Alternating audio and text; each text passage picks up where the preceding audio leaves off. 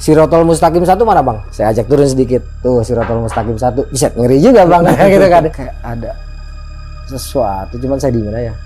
Bang lu kenapa berhenti? Udah santai saya bilang gitu. Sepanjang perjalanan itu saya tengok itu nggak ada apa-apa. Menjelang sampai pondokan Pasunarya, alhamdulillah mas, begitu saya tengok begini kelihatan mas, itu Mbah Singa mas.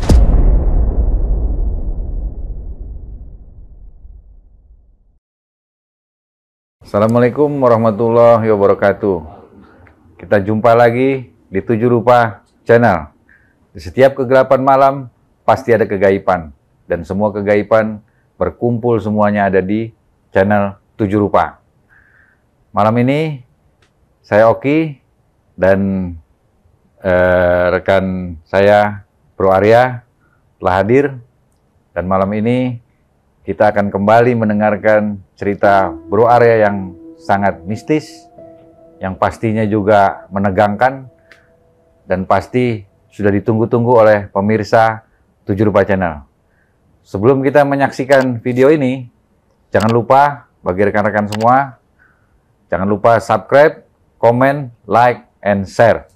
Malam ini, bro kita, Bro Arya, akan bercerita untuk yang kedua kalinya di channel 7 Rupa ini tentang pendakian Gunung Raung. Yang mana Gunung Raung ini adalah gunung yang paling tersulit di Pulau Jawa dan termasuk grade A. Bagi sahabat-sahabat pencinta pendakian gunung, Mapala atau Sispala, atau yang memang mencintai pendakian, pasti tahu tentang Gunung Raung. Dan kali ini Bro Arya akan cerita Gunung Raung tahun 2010. Oke Bro Arya ya? Siap. Nah, sebelum itu, jangan lupa bagi sahabat 7 Rupa, siapin kopi pahit, teh manis, kue-kue kecil, untuk cemilan-cemilan guna menonton Bro Arya yang ceritanya pasti asik, menegangkan, penuh dengan misteri. Dan perlu Sobat 7 Rupa ketahui, kali ini Bro Arya akan cerita untuk menemani seseorang sahabatnya yang bernama Steve Lantang untuk mendaki Gunung Raung, di mana dia mempunyai misi menunjukkan kejantanannya bahwa dia bisa sampai puncak Raung di saat hari ulang tahun kakeknya yang bernama Herman Lantang, di mana kakeknya adalah pakar pendakian gunung dari Mapala UI. Oke, singkat cerita, kita langsung aja ke Bro Arya supaya kita nggak lama-lama lagi untuk mendengarkan ceritanya. Oke Bro Arya, nih kita mulai syuting lagi cerita tentang Gunung Raung tahun 2010 dengan misi teman Bro siapa? Steve Lantang. Steve ya? Olantang, ya. Steve Olantang untuk menunjukkan kejantanannya, mengikuti jejak kakeknya Herman Lantang. Betul. Menaiki Gunung Raung. Tapi yang dipilih Bro untuk menemaninya. Boleh kisi-kisinya Bro? Ya karena memang ada kedekatan sih Pak Oki. Si Steve ini sebelum naik ke Raung ya kita suka naik ke Gunung Gede, gitu, Gunung Salak. Ada beberapa kejadian yang unik juga dialami sama Steve. Saya sekitaran tahun 2009 di Gunung Gede, di mana kita terperangkap di satu titik yang cukup menegangkan waktu itu, dan akhirnya berkesan lah pendakian sama saya. Jadi ketika momen penting ini dipilihlah saya, karena mungkin Steve ini melihat ketika kita dalam situasi yang cukup unik, cukup aneh, kita tetap bisa dengan selamat keluar dari situasi itu. Itu di Gunung Gede 2009. Oke. Kalau Gunung Raung nih gimana Bro kisi-kisinya? Karena pengalaman saya di 2003 itu, mungkin ketika saya menceritakan pengalaman saya ketika mendaki Raung di tahun tersebut, dia nih sangat-sangat merasa apa ya, ini cerita excited gitu. Terus tambah lagi si Steve dengar cerita dari kakeknya, yaitu Herman Olantang almarhum, dulu belum almarhum ya, bahwa gunung itu memang grade-nya termasuk yang paling sulit yang ada di Pulau Jawa. Jadi Steve ini dapat dua cerita, dari kakeknya Herman Lantang, juga dari saya, sehingga ketika kakeknya mau ulang tahun itu dia punya ide Karena Raung termasuk yang menggelegar, dia pengen banget ngucapin selamat ulang tahun dengan tulisan itu di puncak Raung lah. Tujuan kita puncak sejati, tapi waktu itu saya sesuaikan karena kita nggak bawa alat safety kan, jadi saya bilang tergantung nyali nanti di atas, saya bilang kayak gitu. Oh, Iya. jadi karena dia mau menunjukkan selamat ulang tahun ke kakeknya Di di puncak, puncak Raung. puncak Raung. Itu Karena jalurnya sama tahun 2003. sama jalur Kalibaru saya pakai Oke. dari Desa Wonorejo kalau nggak salah. Oke, kita mulai aja bro. Siap. Cerita lengkapnya. Oke. Saya akan menceritakan pengalaman pendakian saya di Gunung Raung. Di mana pendakian ini cukup berkesan karena saat itu merupakan momen yang cukup langka ya, yang dilakukan oleh rekan saya, Mas Pandra. Rekan saya bernama Steve, adalah cucu dari Herman Olantang yang ingin mengucapkan selamat ulang tahun di puncak Gunung Raung. Jadi pendakian ini bisa dikatakan pendakian yang cukup sakral karena membawa nama besar secara pribadi dari cucu beliau. Seperti biasa pendakian kami itu ya awal-awal biasa Mas, kita ngumpul-ngumpul di rumah lah ya. Kebetulan pada saat itu menjelang ulang tahunnya bapak kita nih, Herman Olantang. Kebetulan si Steve ini mengetahui dengan pasti, akhirnya karena sebelumnya sering melakukan pendakian sama saya, dipilihlah saya untuk menemani langkahnya melakukan pendakian Gunung Raung.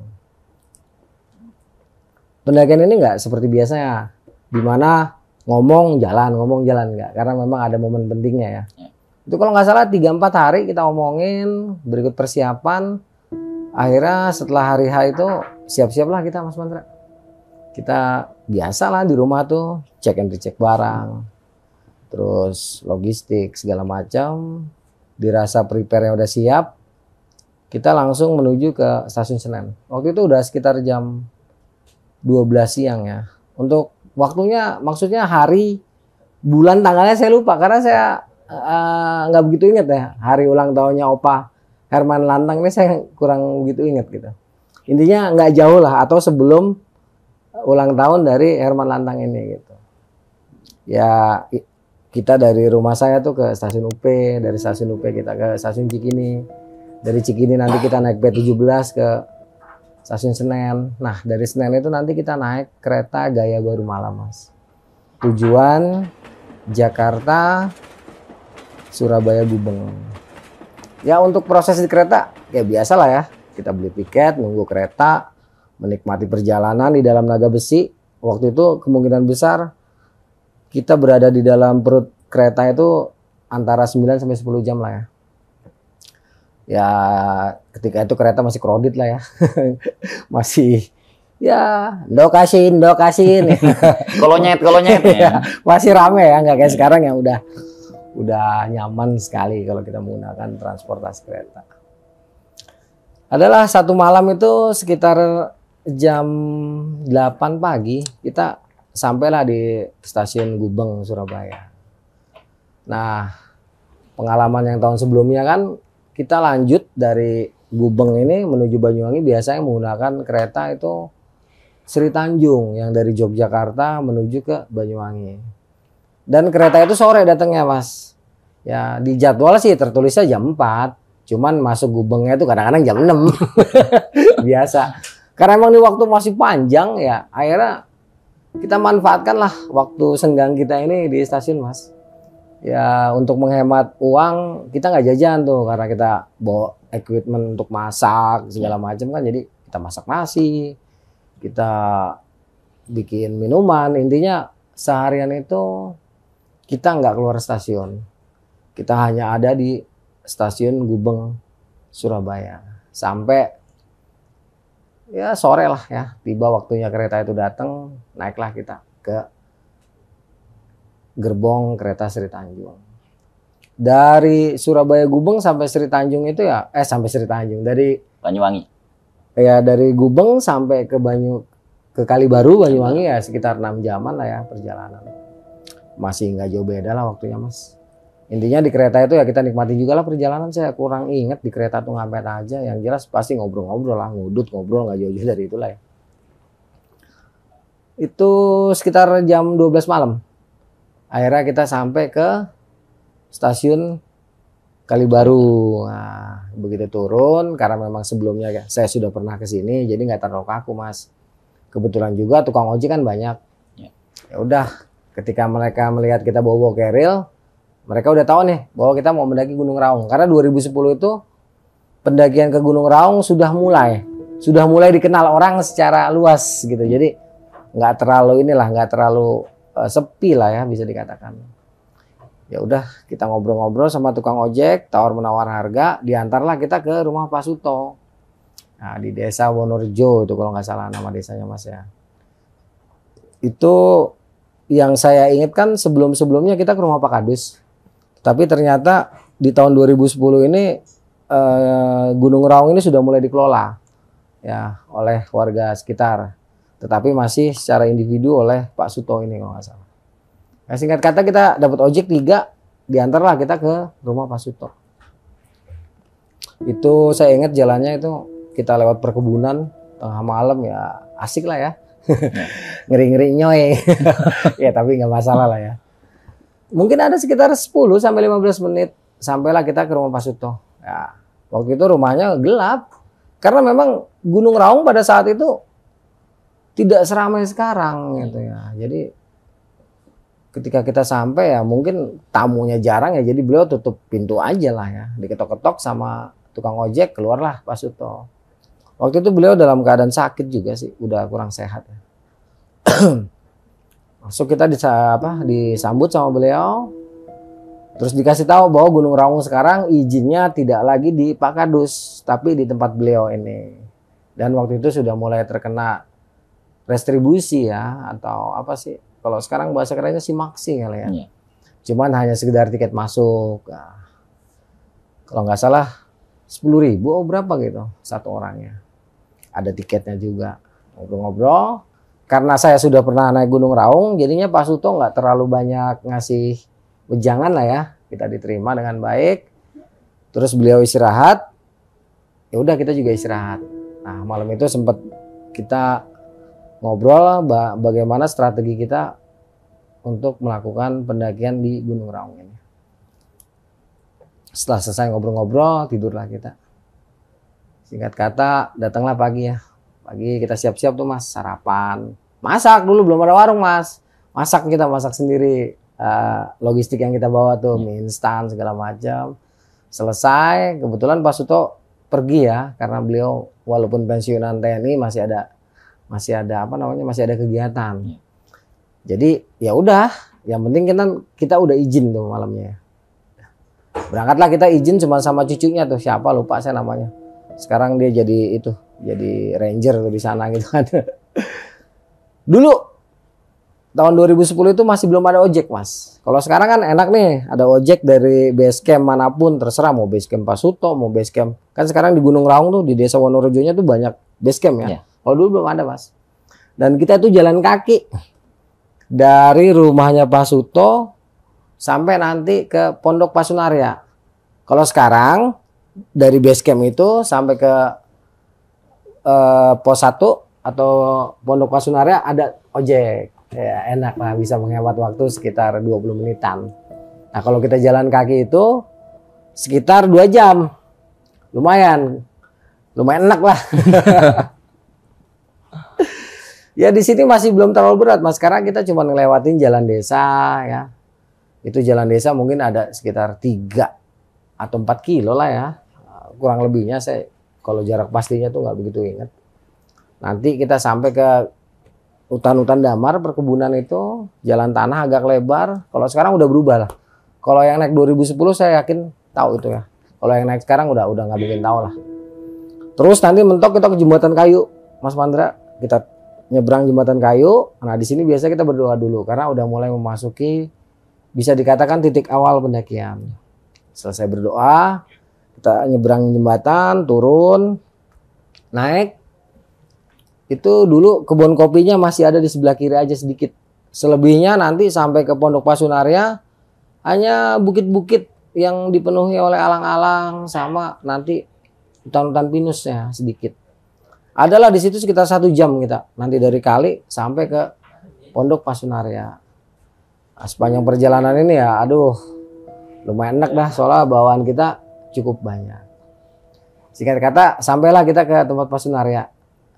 Ternyata Pasunarya pada saat itu sedang tidak ada di pondokannya. Yang tadinya kita mau nitip beberapa barang, akhirnya mikir-mikir tuh.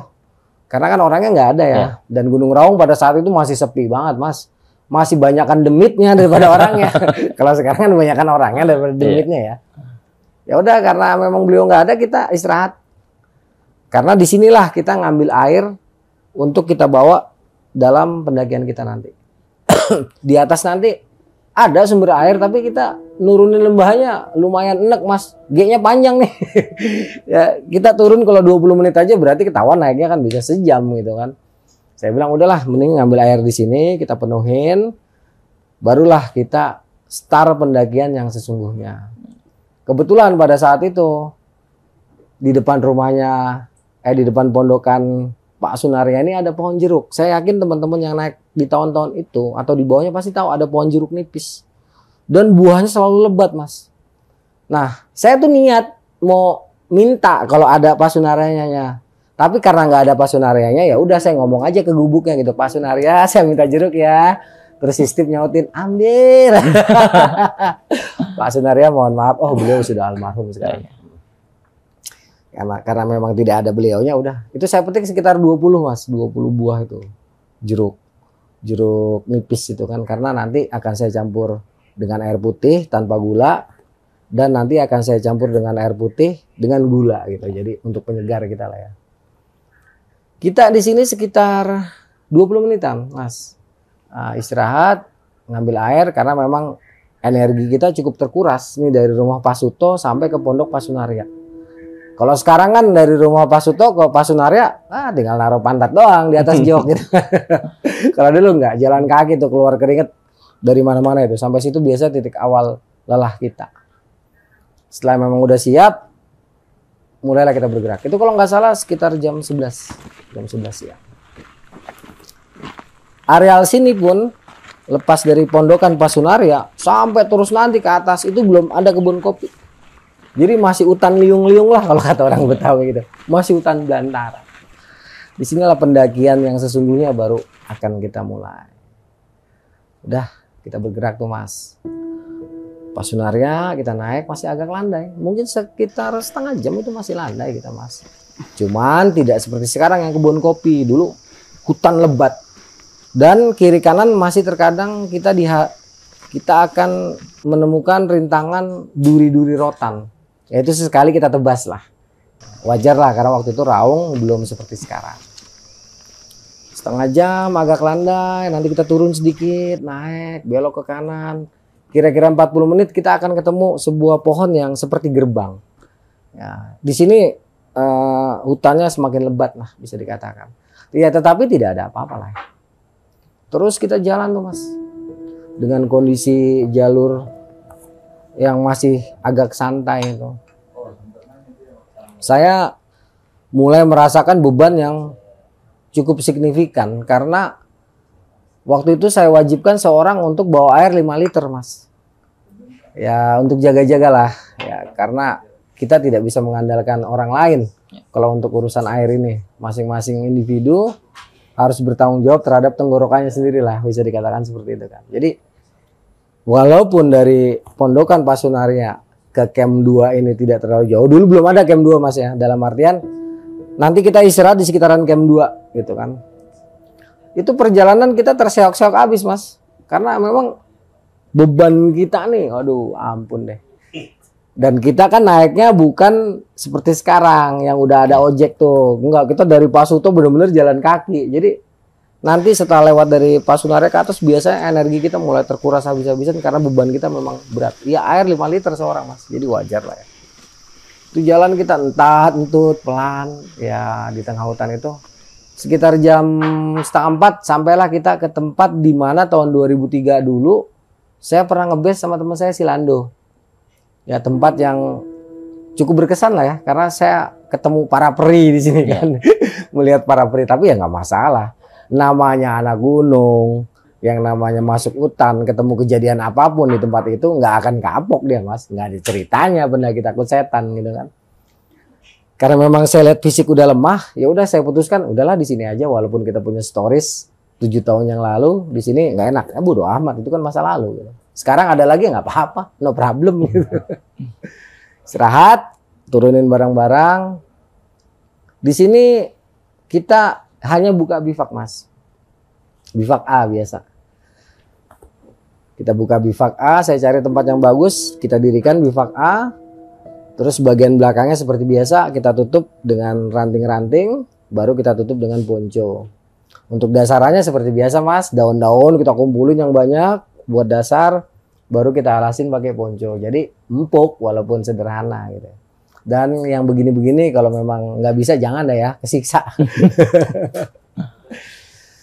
Karena saya tahu sejarah tempat ini, jadi saya bilang ke anak-anak, udah siapin kayu deh. Lagian kan kita cuma ngebivak doang, ya, untuk ngurangin rasa dingin atau nanti di saat sengatan dingin itu luar biasa, kita udah siap kayu nih. Jadi malam itu kita nggak usah nyari-nyari.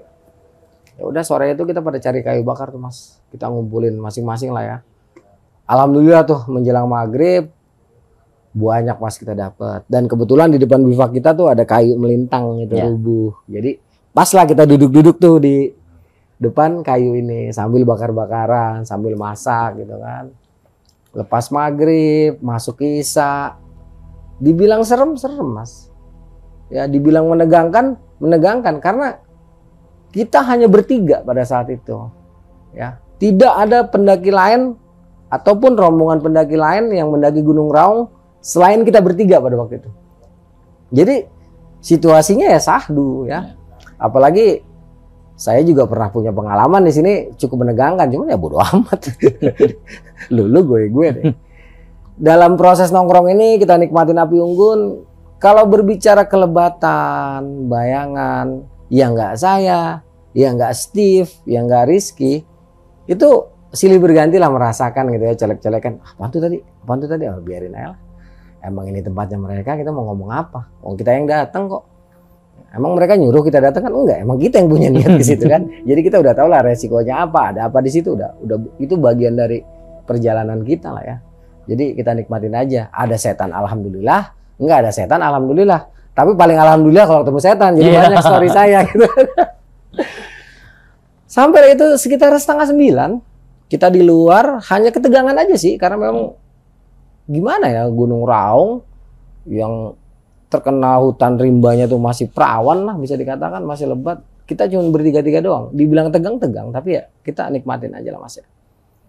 Terus karena memang letih siangnya ya kita putuskan untuk istirahat lah di dalam bivak kita ini. Dengan cadangan kayu bakar yang kita persiapkan untuk misalnya kita menjelang pagi bangun gitu kan. Karena itu lagi dingin-dinginnya udara kan. Udah. Waktu itu yang saya ingat, begitu saya nempel di alas. di alas di dalam tenda itu di bawah, itu saya langsung hilang mas, tidur nyenyak banget saya karena memang capek banget, capek pikiran juga gitu kan. Karena sebelum berangkat kan saya ini ada bentrok lah sedikit sama apa namanya, bukan sama kekasih lah bisa dikatakan gitu lah. Jadi beban pikiran saya tuh banyak, tambah saya capek. Ketika saya selonjoran dia langsung hilang saya. Nah, cuman ternyata si Steve sama si Rizky ini mereka punya cerita lain mas, yang disampaikan nanti ya. Jadi mereka bercerita pada malam itu, waktu saya tertidur nyenyak, mereka mengalami kejadian hampir mirip dengan saya ketika sama Lando. Jadi di situ mereka itu di depan bivak kan memang kita nggak tutup mas ya, namanya bivak A cuman belakang doang, depannya kan memang api unggun dengan bara sengaja supaya anget kan. Nah itu menurut mereka bergantian itu mondar-mandir tuh mas, para peri itu bolak-balik, tapi kata mereka paling sekitar 3 orang aja sih ya katanya. Jadi bolak-balik kan sebelum tidur saya udah pesan ya, kalau emang ada sesuatu yang menegangkan yang tidak bisa ditanggung oleh kalian berdua, bangunin, nggak apa-apa, gue lagi tidur bangunin aja. Karena kita ini tim, ya tim ini harus saling melengkapi, harus saling mendukung. Tidak boleh ada orang di dalam tim yang tertekan sendirian, saya bilang kayak gitu kan. Tapi sistem sistem Absi Rizky itu nggak enak bangunin saya. Akhirnya mereka nikmatin tuh sepanjang malam. Seliwar. Kalau saya benar-benar nggak tahu mas. Itu sampai kurang lebih 3:30 ya. Karena lama banget itu. Saya tidur nyenyak banget mas. Saya bawa jam tangan kan. Saya lihat 3:30 bangun biasa kebelet kencing. Begitu bangun saya lihat kiri kanan si Steve sama si Rizky itu kayaknya tidur. Kayaknya kan saya nggak tahu ya. Saya juga pikir, alah biarin aja nih bocah tidur. Saya mau kencing, bangun. Begitu saya bangun, pada bangun nih semuanya. Bang, lu kemana bang? Kencing gua. Ikut dong bang. Lah, emang ngapa lu pada nggak keluar dari tadi? Bukan bangunin gua kagak enak bang. Gitu. Nah, mereka belum cerita yang tadi saya ceritakan. Jadi cerita itu nanti di bawah. Ya udah kita keluar kencing. Begitu keluar juga saya ngerasa, lain bener nih kan. Saya tanya, ada yang lewat nggak rombongan lain? Nggak ada bang. Oh ya udah. Raung waktu itu ya seperti itu, sepi banget kan. Kencing biasalah, buka sleting, pegang banda masing-masing, ngucur masing-masing. Saya sempat lihat kiri kanan ya, dibilang merinding ya merinding, tapi nggak ada apa-apa. Kita masuklah ke dalam bivak lagi karena masih ngantuk. Itu saya tidur lagi mas, habis kejadian itu tidur lagi nyenyak. Bangun pagi-pagi, si Steve sama si Rizky udah duduk di kayu tuh. Mereka udah masak nasi, udah masak mie instan ya. Udah kira-kira di situ sampai jam 8 lah ya pagi itu, di hari kedua ya kita mulai mendaki Raung. Ketika masakan udah siap kita makan, selesai makan kita packing lah mas, terus kita matiin api nih. Kita pastikan api yang kita buat semalam betul-betul mati. Caranya ya kita bongkar, kita injek-injek, terus kita gali lubang, kita masukin tuh sisanya. Khawatir masih ada yang nyala, kita masukin ke dalam tanah yang lembab, kita tutup rapat. Ya udah aman dah tuh mas ya. Dari camp 2 ini, menjelang camp 2 sih tuh mas posisinya. Nanti kita akan berjalan seharian lagi mas. Ke camp ya, dimana di sini medan pendakian Raung tuh udah mulai betul-betul menyiksa dengkul lah ya. Menyiksa dengkul sama menyiksa punggung. Jadi lepas dari tempat kita ngebase itu, nanti kita ketemu camp 2 yang sekarang dikenal camp 2. Lepas dari situ ke camp 3. Jadi camp 2 ke camp 3 itu paling cuma 15 menit mas. Deket banget jaraknya. Begitu sampai camp 3 kita istirahat lagi. Karena memang terasa banget nih. Punggung kita ngebawa beban air 5 liter ya. Walaupun hari itu sudah berkurang. Tapi paling berkurangnya nggak sampai seliter lah kan gitu. Masih enak loh. Kita di pos 3 sempat istirahat sebentar. Ada sekitar 15 menit. Dan dulu pos 3 itu belum seperti sekarang. Di mana sudah bisa menampung mungkin 10 sampai 20 tenda. Dulu enggak, paling 1 tenda doang kecil mas. Belum diperlebar karena masalah Raung dari dulu adalah sulitnya mencari tempat untuk buka tenda. Karena punggungannya punggungan rapat mas, punggungan tipis. Situ istirahat, saya terkenang lah di mana saya 7 tahun yang lalu di sini saya bertemu dengan rajanya hutan ya, yaitu Mbah Belang itu. Saya sempat ketemu Mbah Belang di sini. Ya saya ceritain waktu itu. Dulu nih gue lihat Mbah Belang di sini. Oh jangan di sini ceritanya gitu kan ya. Ya nggak apa-apa kalau emang ketemu mah ketemu aja. Siapa yang bisa nolak. Dari situ kita nanti turun sekitar 10 menit. Jalannya turun tipis punggungannya. Terus nanti kita masuk punggungan agak lebar. Tapi sebelah kirinya tuh langsung tebingan gitu mas. Lembah yang terjal. Itu agak landai mas. Landai. Hutannya hutan heterogen yang lembab. Ya, di sini mulailah kita menemukan jamur. Saya lihat jamurnya, wah, jamur barat, terus jamur kuping. Saya bilang panen tuh. Ini makanan enak. Enak Iya kan. Ini jamur beracun nggak? Enggak, itu namanya jamur barat. Ya posisinya bentuknya tuh dia lebar mas ya, terus agak kecoklatan gitu kan. Batangnya juga, wah itu sebatang-batang seakar-akarnya kena itu mas, enak bener itu jamur barat itu. Kita panen jamur barat itu dapat mungkin ada 4 potong lah ya, 4 pohon gitu ya dapat. Terus kalau jamur kuping mah nggak kehitung lah mas, banyak banget jamur kupingnya gede-gede karena memang hutannya lembab banget ya. Terus kita jalan lewatin hutan lembab ini, mungkin sekitar 1 jam masih agak landai. Lepas dari situ mulai mas, ini udah nggak ada bonus nih, udah nggak ada bonus sampai nanti ke camp 7, udah nggak ketemu bonus dah. Ini jalannya udah mulai naik nih. Itu udah sekitar mungkin kurang lebih tengah hari lah ya. kita di posisi itu. Terus naik. Mulai nanti ketemu hutan pinus 1, 2 pohon pinus, hutan heterogen lagi. Udah mulai ini Mas, udah mulai bergantian lah posisi hutannya itu kan. Sampai menjelang sore itu sekitar 3:30 habis lagi tenaga kita Mas. Padahal target saya waktu itu kita tuh sampai ke lokasi di mana saya pernah ngebase sama Lando, dan ketika itu kita diikutin sama Raja Rimba itu, di mana saya pernah bikin tempat untuk bertahan gitu kan, apa sih namanya, perimeter atau apalah, saya nggak ngerti namanya gitu ya. Padahal target saya itu, tapi hari itu kita nggak sanggup Mas. Kita akhirnya ada nemu dia kondisi jalurnya miring begini, tapi ada sedikit datar nih di sebelah kiri jalan. Bisa lah untuk diriin bivak 1. Karena memang udah nggak kuat banget, kita diriin bivak Mas di situ. Ya singkat kata jadilah bivak. Ya, terus langsung masak. Terus saya langsung kumpulin, terus langsung saya suruh anak-anak kumpulin kayu. Waktu itu saya nggak cek Mas kayunya. Udah kumpulin aja karena udah capek. Akhirnya saya istirahat. Menjelang maghrib saya bangun. Saya berpikir kan gini, ini anak-anak pasti ngambilin batang-batang pinus nih. Ya. Ternyata yang diambilin bukan batang pinus sama anak-anak, tapi katanya mereka bilang banyak kayu di sini kering-kering. Ketika saya bakar kok cuma ngasep doang Mas. Begitu saya cek saya patahin, nggak taunya kayu yang dalamnya busa Mas lah. Ini sampai botak ya nggak jadi api. Malam itu rasanya setelah maghrib Mas, kita mau nyari kayu kok gimana ya? Nggak ada orang Mas. Cuman kita bertiga pada waktu itu. Dan apa ya? Tegang pada waktu itu. Karena kita cuma bertiga-tiga doang di hutan. Pada akhirnya saya putuskan juga, ya udahlah, kita nggak usah bikin api unggun lah. Ini kayu minyak tanah habis 1 tangki juga nggak bakal nyala nih. Pasti cuman nyala, jadi asap gitu. Biarin aja. Udah kita yang penting kenyang, saya bilang kayak gitu. Kita lagi masak di depan bivak, santai sambil ngobrol, ngerokok. Itu lapat-lapat Mas dari arah Punggungan sebelah kiri kita, kedengeran kayak logat Madura lah ya. Kayak gimana sih orang Madura ngomong nah gitu lah. Pokoknya logat Maduranya keluar gitu. Saya kaget kan. Saya bertiga denger. Ada orang gitu kan. Habis maghrib. Mungkin orang sini nih, warga lokal nih. Dia turun nggak tahu dari mana lah. Turun kemalaman kali kan. Udah sekitar jam 7 tuh. Udahlah ntar suruh ngebase di sini aja gitu. Itu suaranya rame Mas. Ya. Entah 2 orang, entah 3 orang. Pokoknya saya dengar suara logat-logat kayak Madura atau mungkin orang Madura ya. Madura ya, Madura itu ya.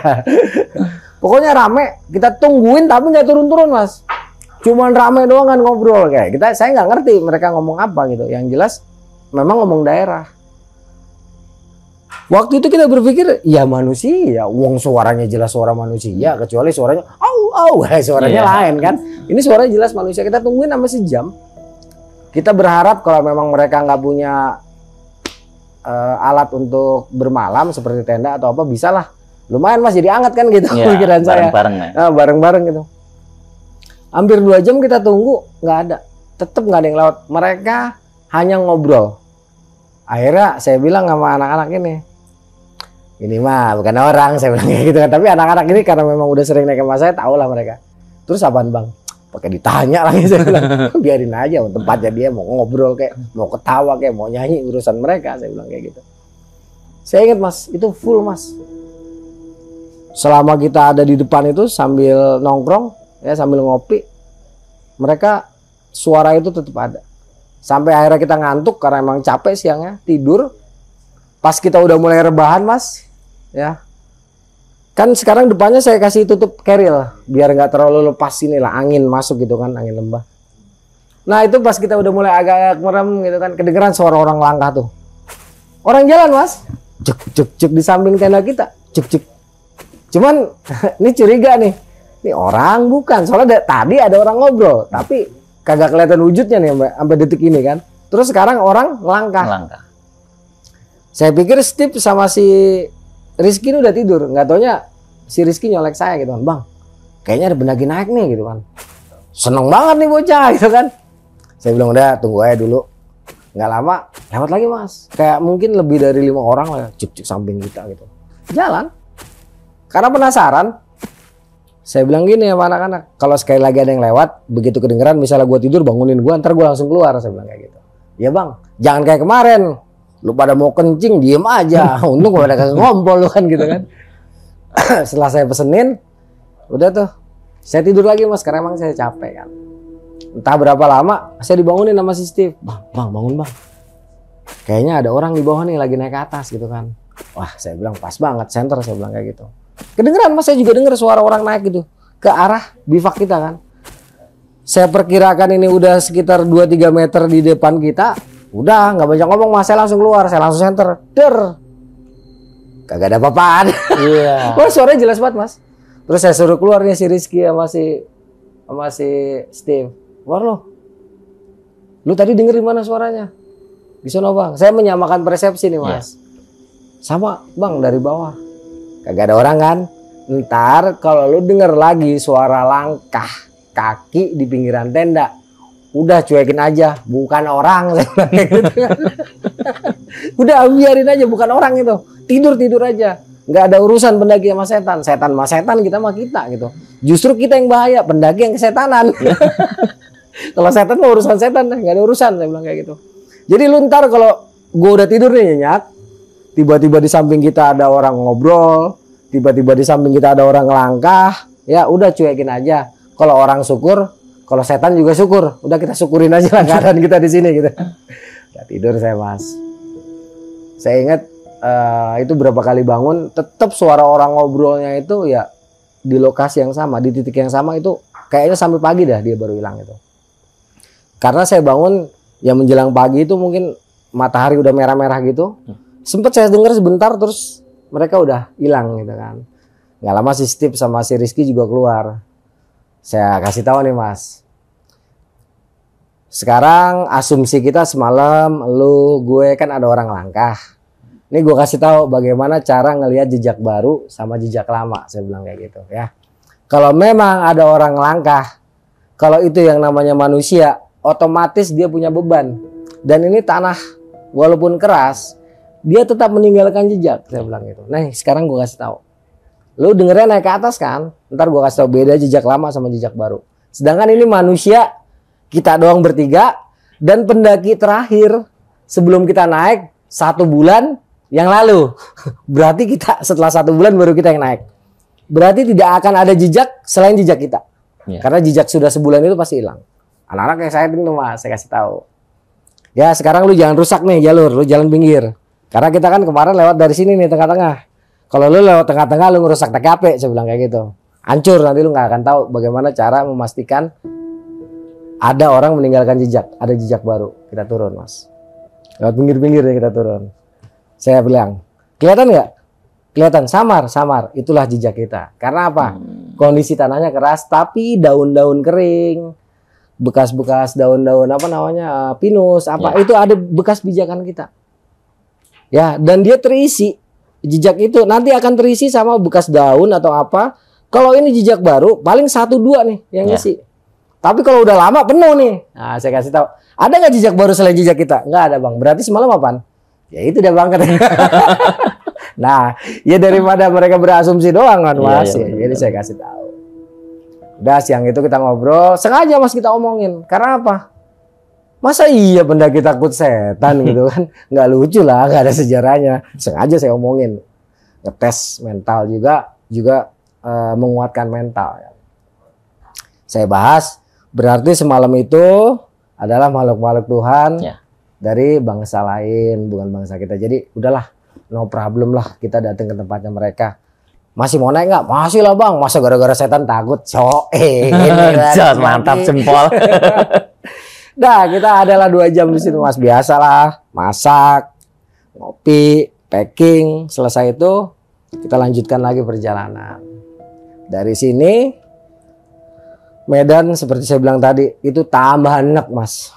Ya karena kita udah mulai ketemu hutan-hutan pinus di mana dengkul itu udah ketemu dagu lah ya. Jalurnya udah parah. Siap, kita cek tidak ada sampah, tidak ada benda yang ketinggalan, tidak ada bekas-bekas api ataupun apa. Karena memang semalam kita nggak bikin api, udah kita mulai melangkah mas. Wah, itu hutan pinus. Dan di Raung ini memang pinusnya khas mas, dia besar-besar. Jarang pinus-pinus kecil, kecuali nanti setelah lewat camp 7 dia pinusnya baru normal lah, kecil-kecil. Kalau di sini pinusnya gede-gede semua mas. Saya nggak cerita nih bahwa nanti kita akan ketemu pinus yang gedenya 10 orang yang meluk, yang lando di situ sampai ngucapin salam gitu. Saya belum cerita, saya diemin aja gitu kan. Terus naik tuh mas, naik. Wah, saya lupa lah kalau harus memperkirakan detail perjalanannya. Intinya enak dah kita tuh naik ya. Hutan pinus, hutan heterogen, terus hutan pinus lagi. Wah enak banget mas. Waktu itu masih jalannya tuh masih gimana ya, masih rawan lah bisa dikatakan. Adalah mungkin sekitar 4 jam kita ketemu tanjakan yang warah betul-betul mas. Warah, kalau sekarang enak mas, udah dikasih ini kan webbing, kita bisa pegangan. Dulu mau boro-boro kita megangan rumput tuh, rumputnya kecabut, gelinding kita. Merayap ya. Iya merayap gitu. Scramblingnya top banget, jalannya licin kan mas. Wah separuh budek di situ. Sampai kita ke puncak Punggungan, itu pohon pinus gede-gede tuh mas. Mereka takjub tuh mas. Gila pinus gede-gede banget gitu kan. Dalam hati saya, ntar anda yang gede gitu kan. Udah gede, cukup menegangkan gitu. Udah kita istirahat di sini mas. Ya sepanjang jalan juga kita banyak istirahat sih. Duduk, rokok. Terus saya bikin ramuan itu tuh air dari jeruk. Yang satu cuman sekedar buat apa sih, air putih aja campur jeruk, yang satu lagi emang kasih gula. Ada mungkin sekitar sejam, itu udah lewat tengah hari mas ya. Itu jalannya agak datar tuh mas, datar, ternaik sedikit. Itu pohon pinusnya udah segede-gede gaban mas, gede-gede banget. Ini ada pohon gede Ya, banget. naik, datar lagi, landai lah ya, naik, landai lagi. Nah, begitu kita nanti belok ke kanan, ke kiri. Wah itu mas, pohon pinus yang 10 orang meluk mas, gede banget. Itu pada takjub anak-anak. Nah di sini kan dulu saya pernah ngalamin si Lando ketemu Pak Sunaria, tapi mulutnya lebar gitu kan, dan saya ngeliat tanduran kan, cuma saya diem aja. Saya bilang sama si Rizky, kan si Steve ini kan non Muslim. Saya bilang sama si Rizky, Ki salam. Ya mau kelihatan mau kagak salam aja lah. Mungkin lo nggak bisa ngeliat, tapi mereka bisa lihat kita. Saya bilang kayak gitu. Salam aja, salam tuh. Ada merinding-merinding, tapi karena waktu itu masih siang, ya nggak masalah mas ya. Lewat dari situ nanti kita akan masuk lagi hutan pinus, tapi bawahnya tumbuhan duri mas. Itu duri kalau kena gatel minta ampun mas, beneran. Udah berdarah, ninggalin gatel gitu kan. Saya bilang hati-hati. Itu pohon hijau-hijau kelihatannya aja manis. Lu kena dia, udah garuk-garuk kayak. Panas bener itu durinya, saya bilang itu. Hati-hati. Jalan tuh mas kita. Lewatin itu, nanti kita ketemu tempat agak landai sedikit. Sekarang jadi camp 4 kalau nggak salah ya. Terus lagi kita naik sampai sekitar 4 jam lagi ke atas, kurang lebihnya. Itu akhirnya kita tiba di camp 7. Yang sekarang camp 7 mas ya. Dimana di sini itu ada sebuah pohon yang sayang sekali pohonnya udah nggak ada sekarang mas. Jadi dia pohon cantigi, tetapi dia melintang gini mas, batangnya tuh pohon candi gini saya yakin ratusan tahun nih umurnya. Dia besar, diameter batangnya mungkin segini, tapi dia melintang gini. Buat duduk enak banget mas. Nah, ini buat tempat uncang-uncang angge nih biasanya. Waktu saya sama Lando saya nggak ngebase di sini, tetapi waktu sama si Steve ini, sama si Rizky saya ngebase di tempat ini. Ya, saya cukup kaget nih ngeliat perubahan di sini. Wah udah banyak kebuka gitu, udah mulai ini mas dibuka gitu kan untuk kepentingan buat bikin base camp gitu ya, buat orang bikin tenda gitu kan. Wah, saya lihat wah cadangan kayu banyak karena mungkin banyak pohon yang ditebang kan mas ya, mau dibuka tempat itu. Kayunya kering-kering lagi mas. Udah saya taruh. Saya bilang sama anak, udah keril taruh sini ya. Karena waktu itu kita udah sekitar jam 3. Saya bilang sama anak-anak itu sampai ke puncak Bendera paling 1 jam dari sini atau 2 jam karena kan kita nggak bawa apa-apa, asalkan kita bisa cepet. Gimana mau sore ini juga atau besok? Akhirnya si Steve sama si Rizky bilang sore ini aja bang, kalau cuma sejam 2 jam mah. Jadi kita muncak, ngucapin selamat ulang tahun buat Opa Herman, habis itu kita turun. Karena mereka udah ngerasa keteror juga mas. Udah mulai nih. Udah nggak mau nambah malam lagi gitu. Kalau bisa ini malam terakhir gitu kan. Cuma saya bilang ini pohon melintang malam-malam lain ceritanya nih. Cuma ya udahlah biarin. Ya udah taruh bareng-bareng. Karena memang nggak ada pendaki mas, ya kita taruh aja, kita geletakin gitu aja udah. Kita jadiin bivak dulu. di dekat depan kayu melintang itu. Jadi ini kayu melintang nih bivak saya. Saya hadapin ke situ emang. Karena emang tempatnya enak, Mas. Ya buat ngindarin angin dari lembah, karena lembah kan di sebelah kanan kita itu. Jadi inilah dinding bivaknya, mulut bivaknya saya taruh sini biar angin nggak masuk kan. Udah selesai, udah saya buru-buru naik tuh, Mas. Untuk menuju ke Puncak Bendera. Di pertengahan jalan tuh hujan tuh, Mas. Hujan tapi kita terusin. Mungkin kira-kira 1,5 jam sampailah kita ke Puncak Bendera, Mas. Ya jalurnya pertama tuh dari Camp 7 kita naik, terus turun, landai gitu, Mas ya. Tipis punggungannya, terus nanti kita mentok, langsung punggungan parah tuh, Mas. Cuman karena waktu itu fisik masih bagus, cepet lah. Sampai Puncak Bendera itu sekitar jam 4 atau 4:30. Tapi kondisinya angin, Mas, badai. Nah barulah saya terangin, ini Puncak Bendera depan sana. Walaupun kabut itu ada, Mas, ya karena hujan angin. Jadi kan kabutnya ke bawah-bawah terus sama angin, nggak terlalu tebel lah ya. Saya bilang tuh Puncak Bendera tuh. Ini Puncak 17. Di depan Puncak 17 kita turun, kita ketemu jembatan Shirotol Mustaqim. Lepas Shirotol Mustaqim kita akan ketemu Ekstrim 2. Itu turun, dulu belum kayak sekarang, Mas, jalurnya parah dulu. Turun, baru kita akan naik sampai nah. Saya nggak kelihatan noh, namanya Puncak Tusuk Gigi noh. Bah, di belakang Tusuk Gigi baru Puncak Sejati Raung. Kita butuh waktu sekitar 2-3 jam. Dari sini untuk sampai ke Puncak Sejati Raung. Kalau pakai alat mungkin 1,5 jam kita sampai. Karena apa? Punya safety, cepet. Saya tinggal buka jalur, mereka tinggal ngikutin aja gitu kan. Nah sekarang posisi kita udah 4:30. Gimana? Udah di sini aja deh bang katanya. Shirotol Mustaqim 1 mana bang? Saya ajak turun sedikit. Tuh Shirotol Mustaqim 1. Bisa ngeri juga bang gitu kan. Di sini masih aman saya bilang kayak gitu. Nggak ada masalah, ntar di sana ya mulai agak problem di sana saya bilang gitu. Kalau di sini masih safety lah. Gimana masih mau nggak sampai ke Puncak 17 deh? Nggak ada bang, sini aja kata gitu. Ya udah. Mereka ambil kertas, mereka ambil spidol, ditulis satu. Happy birthday. Kalau nggak salah yang ke 67 apa 68 itu saya lupa. Happy birthday Opa Herman Lantang. Yang ke 67 atau 68 gitu ya. Difoto lah. Setelah foto-foto itu Sisti berdoa untuk Opa Herman Lantang, kita juga berdoa sambil waktu itu divideoin pendek ya, pakai kamera apa Sony Ericsson, bikin video pendek selamat ulang tahun untuk Opa Herman Olantang. Nah selesai itu kita foto-foto, ngudut, makan cemilan, baru kita bergerak turun. Sebelum maghrib kita udah sampai ke camp tuh mas.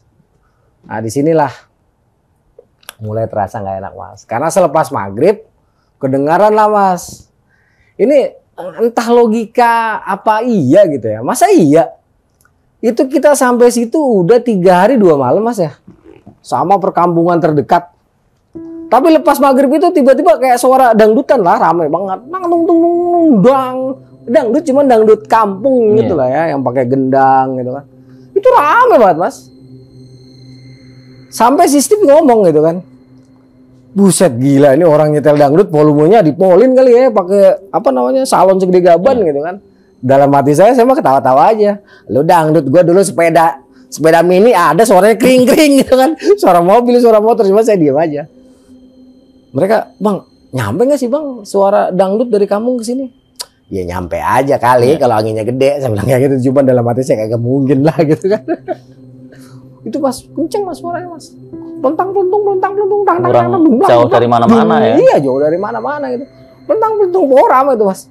Ya karena kita bertiga dan kita udah tahu gitu ya. Kalau saya pribadi saya udah tahu mau ada di mana dan saya pernah punya stories di Gunung Raung, ya saya slow aja sih. Walaupun rasa takut itu pasti ada ya, namanya kita makhluk pasti ada rasa takut kan. Ya udah kita nikmatin aja lah. Nah kayu-kayu yang kebetulan di depan camp kita tuh mas, itu betul-betul kayu cantigi yang ukurannya segini-gini mas, dan mereka kering-kering, empuk banget buat dibakar mas. Dan itu tersedia banyak, udah kering-kering. Ya udah saya susun-susun lah mas. Saya bilang wah ini mah walaupun dingin nggak akan terlalu dingin nih. Udah saya bakar tuh sambil saya dengerin suara ketupat ketipung itu lah. Itu nggak kelar-kelar mas, terus kedengeran. Adalah sekitar 2 jam kita depan api unggun tuh. Pertama kita keluarin apa ponco kita tuh depan api unggun, kita geletakan di situ, tidur-tiduran.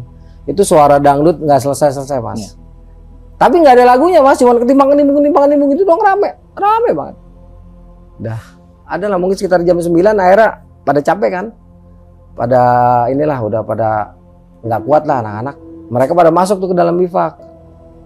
Saya masih tetap mas di depan api unggun karena saya tahu ntar jam 2 nih di dalam bivak dinginnya pakai nauzubillah min dzalik. Mendingan gue di depan api unggun dah gitu kan. Yang penting saya nggak kena angin langsung kan. Saya udah pakai ponco, terus pakai jaket. Udah saya memutuskan untuk ada di depan api unggun. Sempatlah saya tidur sebentar. Suara musik itu kan terus nggak lama kok hati saya nggak enak ya gitu. Kan depan saya ini percis kayak yang melintang gitu ya, di mana tempat uncang-uncang angge gitu lah. Itu saya mau melek malas nih mas, sebentar mas. Ini cuma hati saya udah nggak enak nih. Akhirnya penasaran kan, buka aja. Begitu dibuka, ada Neng Gelis. Udah mulai lagi nih kan. Ada Neng Gelis lagi duduk, Memori 7 tahun lalu kan. Iya, ada Neng Gelis lagi begini nih di atas pohon gitu. Aduh mas, nggak nyeremin mas. Iya nggak nyeremin. Cantik, cantik banget. Ya, saya bilang anjing dia cakep di sini sendiri. Coba kalau di taman, gue udak loh. Ini di tengah hutan di Gunung Raung ya, cantik banget dia duduk anggun banget mas. Dan ketika saya ngelihat dia itu, ini ada keanehan yang cukup unik.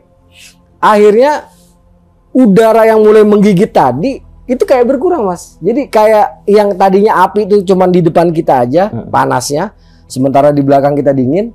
Ini enggak mas, adem tuh kelihatannya. Suasana tuh kayak berubah jadi hangat lah pas ada si Mbak ini nih. Dan si Mbak ini enggak bergerak mas. Dia itu ngelihat ke arah, kan posisi dia, nih baratnya depan saya nih, mulut bivak saya. Dia kan begini mas. Aduh mas cantik banget mas pakai gaun gitu. Saya nggak belahannya nggak ada sih ya. Cuma gaunnya rapi gitu begini, dia duduk di atas pohon ngadep ke sana. Sesekali dia nengok gini mas. Wih, itu jantung mau hilang rasanya kalau dia nengok kayak gitu tuh. Anjir, tapi deg-deg ser ya. Cuman kita diem aja, saya diem aja, biarin deh. Ada lu di situ. Nggak lama, si Steve sama si Rizky ini karena kedinginan banget, gitu keluar ke depan api unggun. Dan posisi mereka, ya, itu langsung ngebelakangin si Mbak ini, nggak ngeh. Keluar langsung begini aja dia ngebelakangin. Anget saya diem aja. Ntar ngeliat pada jingkrak kagak nih saya gitu kan. Saya diem aja. Wah bang, anget banget bang. Belum tahu dia. Terus ngomong, bang itu suara dangdut dari tadi nggak kelar-kelar bang gitu kan. Iya biarin aja lagi pesta, saya bilang kayak gitu. Beneran mas. Saya udah malas udah ngucap-ngucap nama Tuhan. Pokoknya beneran dah. Timbangan tuh rame. Malam itu juga rame. Sampai malam itu tetap iramanya tuh berubah-ubah, tapi nanti sama lagi kayak gitu kan. Akhirnya kita dengerin itu aja. Saya agak deg-degan nih. Ini bocah nengok ke belakang jingkrak nih saya. Ini Mbak ini ayu banget. Ada sekitar sejam dia nggak nengok-nengok ke belakang, tato ngomong, kok gue merinding bang dari tadi gitu kan. Ya namanya di gunung biasa lah merinding, saya bilang kayak gitu. Si Rizky udah mulai, bang kayaknya di belakang ada sesuatu deh bang gitu kan. Ada, itu pohonan cantigi, saya bilang kayak gitu kan. Gue masuk bang lah. Dia nggak mau nengok ke belakang tuh si Rizky, masuk ke dalam dia. Si Steve juga, iya bang, gue masuk juga ke dalam, nggak mau nengok ke belakang, mereka masuk ke dalam. Rupanya mereka ngelihatnya dari dalam bivak. Jadi baru kan mulut bivak kan ngadep ke situ kan, ke pohon gini kan. Begitu mereka udah coba untuk tidur, masuk begitu begini cerita baru kelihatan tuh kan. Nah anehnya mas, ketika mereka melihat si mbak itu katanya nggak dingin, maksudnya nggak terlalu dingin gitu. Saya bilang, saya lihat nih bocah begitu di dalam kenapa nggak kedinginan lagi gitu. Nah, saya pikir gini, mungkin sama kayak saya kali ya, ketarik ke dalam dimensi dia, jadi nggak terlalu dingin nih udara. Ya mas, itu malam akhirnya saya putuskan untuk tidur di depan api unggun. Sedangkan si Steve sama si Rizky ini tetap di dalam. Itu kita terganggu hanya dengan suara musik dangdut itu aja mas. Soalnya kadang-kadang kenceng banget mas, kayak ada di depan kita lah gitu suara. Jadi kita bangun kan, apa ke bawah angin kenceng banget gitu. Itu aja sih. Dan mbak itu baru hilang setelah matahari merah mas. Karena saya ngeliat banget tuh mas. Posisi saya melek, saya lihat si mbak itu dia hilangnya itu bukan kemana-mana mas, tapi masuk ke dalam batang kayu itu gitu. Jadi dia masuk ke dalam batang kayu itu. Cantiki itu. Ke cantiki tadi dia masuk ke dalam batang kayu itu. Tak begitu dia nggak kelihatan baru mas. Padahal api gede tuh. Baru kita depan api itu semua. Terus pagi itu juga karena memang matahari udah mau terang, saya bilang, lu pada ngeliat nggak? Lihat bang, ada cewek kan tadi di pohon cantiki gitu. Iya. Begitu dia hilang dingin ya? Iya bang dingin. Ya udah nggak apa-apa. Lu jadi dapat bonus bisa cerita suatu saat kalau naik Gunung Raung gitu kan. Lu rugi kalau ngeliat gitu-gituan. Ya apa lu naik Gunung Raung biasa aja, cuman pegel capek ya, biasa standar itu mah. Tapi kalau wah gua ketemu ini, nah Iya, itu baru pendakian. story-nya kan. Story-nya ada gitu. Sensasinya Ya. luar biasa. Kalau cuma yang datar-datar aja itu mah ya biasa gitu kan. Udah. Setelah matahari udah betul-betul terang, kita samperin tuh mas Iya. ke pohon yang melintang itu. Saya bilang, Mbak, makasih ya, saya gitu kan. Semalam udah nemenin kita, jadi kita nggak terlalu dingin. Sementara si Steve sama si Rizky itu masak. Ya, adalah sekitar sejam. Habis itu kita packing mas. Kita packing. Target kita hari itu turun sudah tidak kena malam lagi mas. Karena anak-anak nggak mau kena malam lagi nih. Udah cukup 3 kali mereka. 4 hari 3 malam mereka ngerasain setiap malam ada aja yang dirasakan. Nggak pokoknya bang, pokoknya malam ini siang ini kita harus sampai ke Pasuto. Iya saya bilang kayak gitu. Dalam hati saya paling-paling nyampe Pasuto jam 9 malam nih, tapi udah di kampung gitu kan mas. Paling kita kemalaman di Pasunaria itu. Ya udah ayo siap-siap jangan terlalu siang. Makanya setelah makan, kan kemarin panen jamur banyak banget mas ya. Nah jamur itu udah agak rusak nih sebagian, kita buang lah. Jadi pagi itu kita makan jamur pakai mie, bukan makan mie pakai jamur enggak, karena banyakan jamur Saking ya. banyaknya. Iya gitu.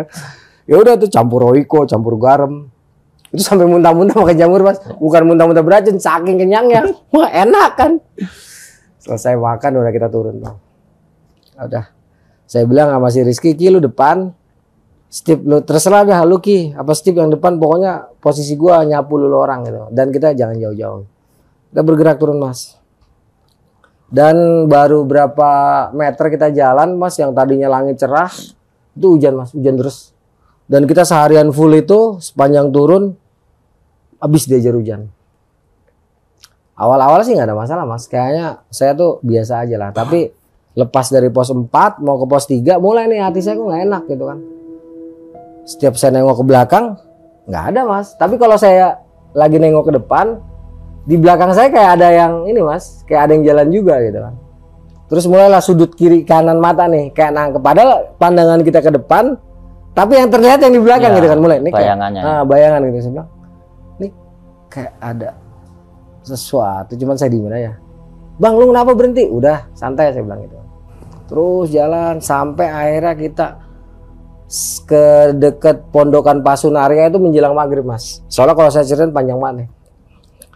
Sepanjang perjalanan itu saya tengok itu nggak ada apa-apa. Menjelang sampai pondokan Pasunaria, alhamdulillah mas, begitu saya tengok begini kelihatan mas. Alhamdulillah itu Mbah Singa mas. Tapi yang kelihatan dari sudut kiri kanan itu apa namanya, seperti orang. Begitu mau maghrib saya lihat ternyata Mbah Singa. Jadi Mbah Singa itu kayak ngawal mas gitu kan.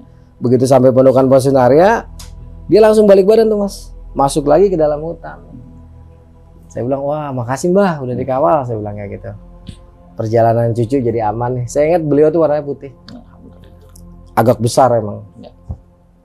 Sampai situ kita istirahat di tempat Pasunaria. Lewat maghrib baru kita jalan lagi mas. Jalan lagi sampai ke jembatan kayu itu lepas isya. Nah kita udah gontai batu jalan tuh mas, udah entah udah parah dah. Menjelang sampai kampung tiba-tiba ada mobil ini mas, mobil cold bug. Berhenti dia. Mas, mau ikut nggak? Wah kebeneran, udah tepar banget ya, langsung naik tuh. Terus dianterin sampai ke rumah Pak Suto.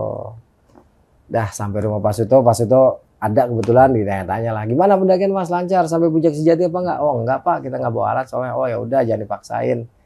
Nah kita istirahat malam itu. Setelah makan ngopi ngobrol-ngobrol, saya terima telepon, anak-anak istirahat mas. Dan ceritalah yang saya ceritakan waktu tadi anak-anak di pos pertama. Karena kan mereka ceritanya nggak di situ yang malam pertama, tapi ceritanya ketika di Pak Suto. Nah, malam itu kita bermalam di rumah Pak Suto. Besok pagi kita berencana untuk langsung ke Jakarta. Tapi apa daya Mas, kita kesiangan. Ternyata keretanya itu berangkat jam 9. Sedangkan kita sampai ke stasiun Kalibaru itu jam 10. Akhirnya kita naik bis tuh Mas. Ya dari jam 10 pagi di Kalibaru masuk Surabaya, nanti Terminal Bungur jam 4 sore. Aduh. Nah di Surabaya kita mampir ke rumah omnya Steve, sedangkan si Rizky ke Malang. Nah apes lagi Mas, ternyata kita ketinggalan lagi kereta yang ke Jakarta. Akhirnya kita naik kereta yang ke Bandung. Nah kebetulan waktu itu saya ada special relation di Bandung, ya udah. Saya bilang beneran ke Bandung nih. Ya mampir Bandung. Nah misal lagi Mas, di Bandung saya ke tempat seseorang, si Steve langsung pulang ke Jakarta. Nah itulah perjalanan saya di Raung 2010, di mana misi kita adalah, misi saya terutama mengantarkan Steve Olantang untuk mengucapkan happy birthday, selamat ulang tahun kepada opanya, yaitu Herman Olantang. Tentunya buat rekan-rekan udah nggak asing lah dengan sosok beliau ini. Terima kasih Mas Aryasena atas ceritanya, kisah pendakian di Gunung Raung tahun 2010. Sobat 7 Rupa Channel, Banyuwangi Gandrung lagunya dinyanyikan oleh janda muda. Mendaki Gunung Raung bersama Mas Aryasena banyak sekali sensasinya. Ya. Sobat 7 Rupa Channel, demikian tadi Gunung Raung 2010 sudah diceritakan Mas Aryasena, penuh sekali dengan sensasinya.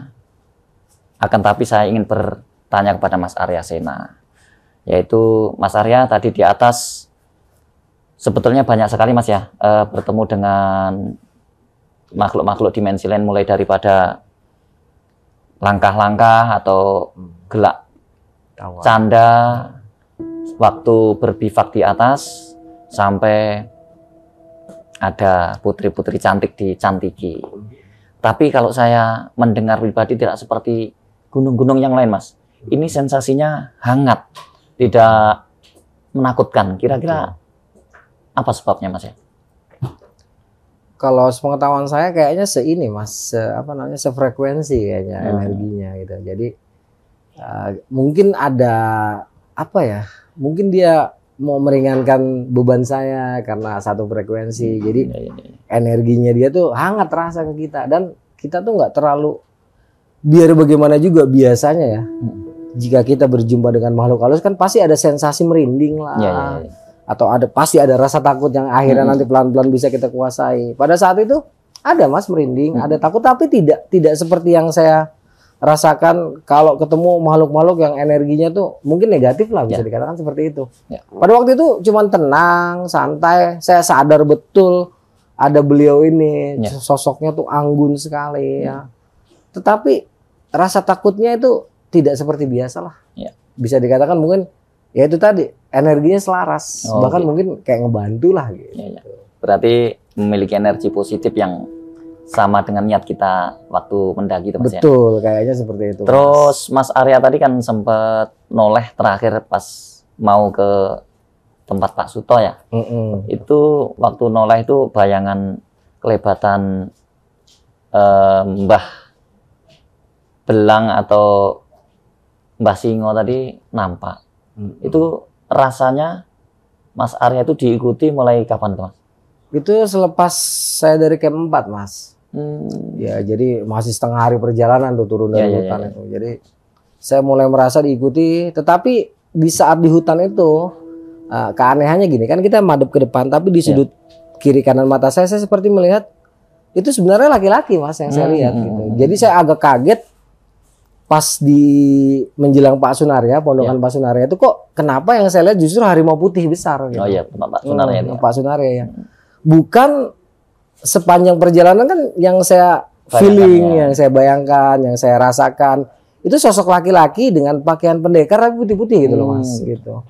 Saya ingat banget sosok beliau tuh gagah, putih, bersih gitu, dengan baju yang putih-putih, dengan ikat kepala putih, entah resi entah apa. Jadi sepanjang jalan itu saya ngerasa itu yang saya rasakan, yang saya lihat dengan mata dari dimensi lain. Tetapi pas saya noleh menjelang Pondokan Pasunarya itu pas maghrib kan, itu ternyata yang kelihatan dengan dua sisi mata ya, dari mata kasar dan mata batin ini, tetapi dia bentuknya harimau putih tadi. Setelah berkelipat tadi ya.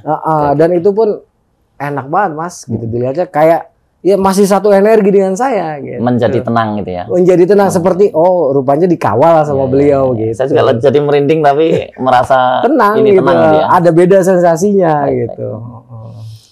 Oke, Sobat TRC, itu tadi perjalanan Mas Arya Sena.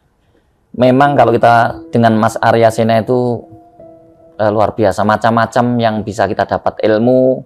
Kadang-kadang di suatu tempat ketegangan, kadang-kadang juga ada yang konyolnya juga perjalanan Mas Arya ya kan. Kebetulan yang di Gunung Raung ini bertemu dengan sosok-sosok dimensi yang memberikan aura-aura positif Mas ya. Dengan Mas Arya Sena mendaki gunung itu mendapatkan banyak ilmu. Seperti tadi dijelaskan Mas Arya Sena saat rekan-rekannya tadi mencari kayu, ternyata yang didapat kayu yang tidak bisa dibakar. Sampai bagaimana caranya biar yang penting perut kenyang. Seperti itulah pendakian-pendakian bagaimana cara kita mencari kayu bakar yang bisa dijarah api dan tidak termasuk mendapatkan bahan makanan seperti jamur barat, jamur telinga, jangan sampai salah nanti akan menjadi penyakit. Karena pernah terjadi saya waktu dari kampus di Malang itu, waktu kita Gunung Kelut, waktu pagi-pagi gerayah-gerayah ya, waktu saya cabut saya kira gunung telinga, ternyata sakit karena ditempeleng, dipancal sama kakinya teman saya. Ternyata telinganya teman saya. Bukan jamur, ternyata telinga beneran ya. Baiklah begitu. Baiklah Sobat TRC, selanjutnya kita bacakan komentar-komentar sobat-sobat yang setia menemani kita di video-video yang lalu. Antara lain di sini Galuh Pamungkas 171, suka banget kalau Bang Arya cerita seraya hidup. Serasa kita berada di sana, merasakan kesedihan saudara-saudara kita di Aceh. Terima kasih. Selanjutnya ini Mbak nih, Suswati Susi 7052. Ya Allah, gak bisa ngebayangin seperti apa waktu itu Aceh. Teriakan saut-sautan, semoga semua yang meninggal di sana husnul khotimah. Amin ya rabbal alamin. Untuk saudara kita di Aceh, semoga husnul khotimah yang almarhum. Ada Sandis 1005. Sehat selalu Kang buat semuanya. Terima kasih. Agus Setia Widodo RD 1BW. Nggak terasa baru kemarin 14K, sekarang udah 15K lebih. Cerita Aceh lanjutkan. Jilid 2 Mas, cerita yang Abang Arya alami sampai pulang. Terima kasih 14K sampai 15K, terima kasih. Gas terus rekan-rekanku, subscribe jangan lupa ya kan. Siap. Serta like, comment dan share. Yasas Hifarn 4825. Kaltim hadir Kalimantan Timur Mas. Kaltim. Terima kasih. Mantap Kaltim. Masya Allah, penuh dengan kesan yang luar biasa. Yusuf Bandung 6949. Pada larang Bandung Barat hadir Kang Arya Sena. Mantap. Terima Bandung kasih, Barat. Hatur nuhun. Andi Supriyatna 5040, di mana ada Kang Arya Sena selalu hadir, apalagi ini di TRC, markas keduanya Kang Arya Sena. Mantap. Matur nuhun, terima kasih. UC Asiro. UC Asirof 454. Garut nyimak Kang. Mantap. Semoga TRC makin sukses, cerita Kang Arya selalu menarik. Nuhun Kang, sami-sami. Mantap. Ada lagi ini dari MC14 TV 40. Assalamualaikum Kang Mandra, Kang Arya. Ditunggu part 2-nya Kang kalau ada, mantap. Insya Allah ya Mas ya. Mudah-mudahan. Part 2 Aceh. Mugi kawarasan kabeh, amin.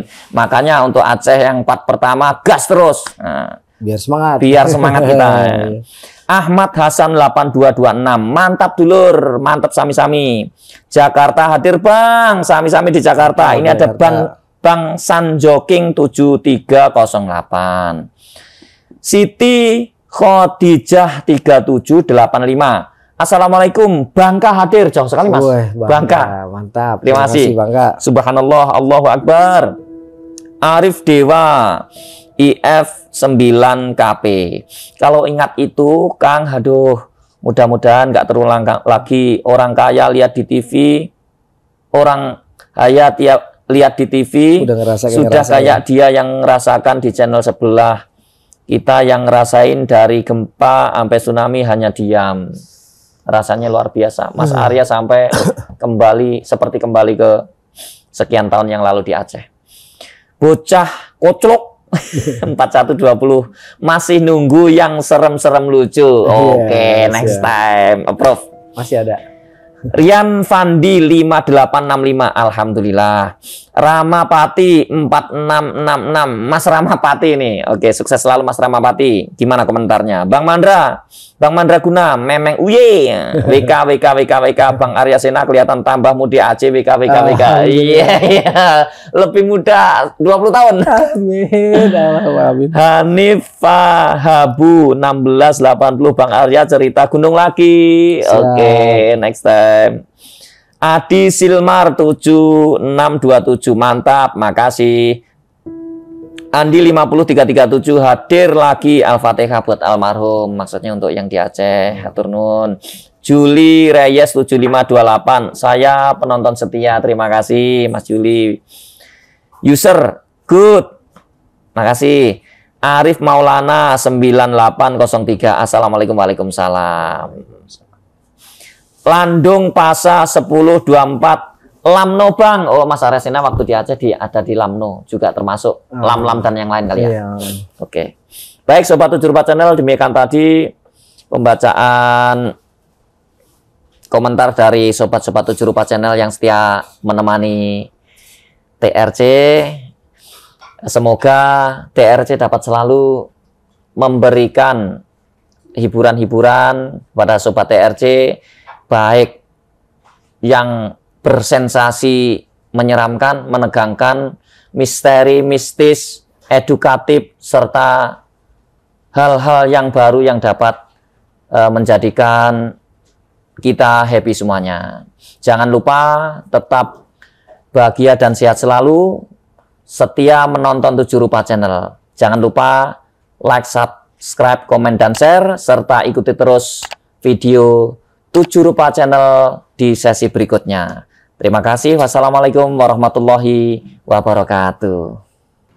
Lingsir wengi peteng mrambat bawana, cahya rembulan kemulan mega, angin semilir pedhot tansah rineksa, angguga angen kang lelono,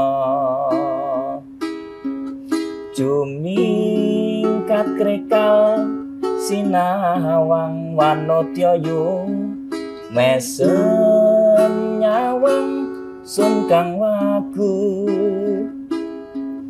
halus ngakandeng asta tanpa tinolaong, mabur nite cahya lang-lang bawana, mabur nite cahya lang-lang bawana.